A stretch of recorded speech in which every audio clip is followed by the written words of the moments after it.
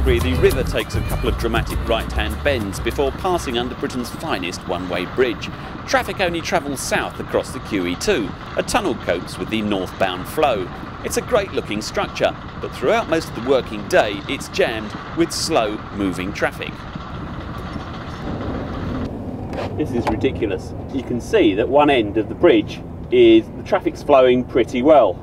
On this end, it's queuing. And the reason that it's queuing is because there are toll booths at that side of the river. I mean, that's just mad. A toll on a bridge? Now, come on. A bridge is for the common good. Ridiculous. I don't know what the government's thinking. After the bridge comes London's most impressive landfill site, although from the level of the river it looks more like a landfill mound than a hole in the ground, but what do I know?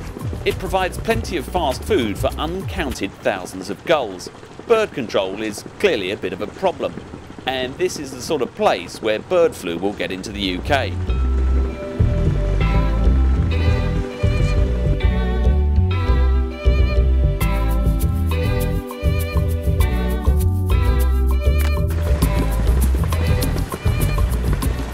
Day 2 on the Thames, and there's one hell of a chop running. Almost stopping the boat dead in its tracks. Have to say I didn't expect this at all. Then across a couple of bends in the river, my first sight of the tower blocks of Docklands. But first, there's one other object to negotiate. For some, it's a symbol of our triumph over nature. For others, it's a sign of London's vulnerability to a rise in sea level. I'm just about to pass through the Thames barrier, coming up any moment now. Massive piece of infrastructure. Never seen it from the water. Seen it from the land, never seen it from the water. Quite exciting. You have to contact them on the radio, request permission, and they tell you which span to go through. I've got to go through span F. The Millennium Dome, a tent. I took my children to see it during the Millennium Year. I thought as a parent it's something I should have done. 14 zones dedicated to talk, money, work, faith and tish-tash-tosh and a mishmash of commercially sponsored tat. The centrepiece was an acrobatic show with music by Peter Gabriel. You couldn't make a parody about it. What more can you say? Except, what a perfectly apt message to send down to future generations about Britain in the year 2000. Fortunately, it won't last long. It's only a tent covered in PTFE. That's right, it's the stuff they make plumber's tape out of. Then I saw a massively sponsored cat, of the type to be used for the next round of the America's Cup. And influential young things from the city were being given extremely short joyrides by the sponsors. One reach, one lift of the hull, and that's it. That's just one more reason to use the word amazing while enjoying an expensive lunch afterwards. Almost certainly paid for by iShares, whoever they are.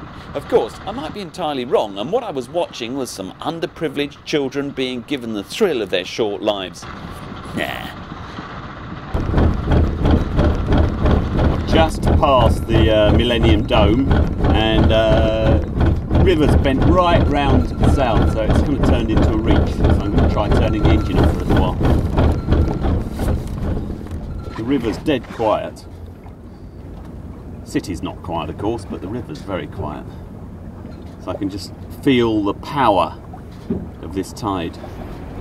The tide is running at about 2.5 knots.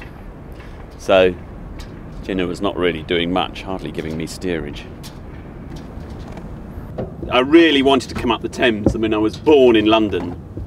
Thames, for me, is the big daddy. It is the biggest river in the UK, the most significant river in the UK.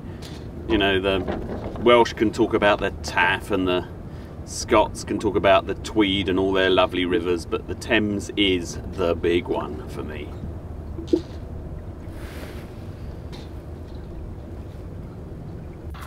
Then things took a turn for the better.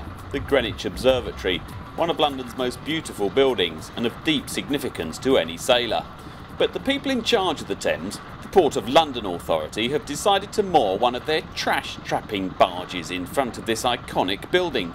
It has a slogan on it, working together for a cleaner Thames, and their logo in large print.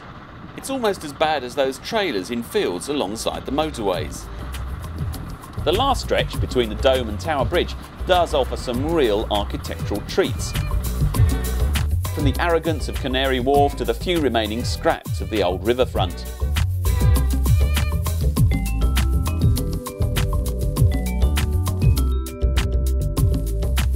There's no calling today for wharfs that handle small cargoes brought right into the heart of a city by the thousands of Thames barges that plied this river. Probably never will again. I got as far as Tower Bridge, up to Tower Bridge. I feel as though I've arrived in London because I can see the dome of St Paul's, so you know that's home and dry as far as I'm concerned. Now I'm going to turn around and go to the lovely, quiet marshes of Essex, the birds, the peace. It's going to be beautiful.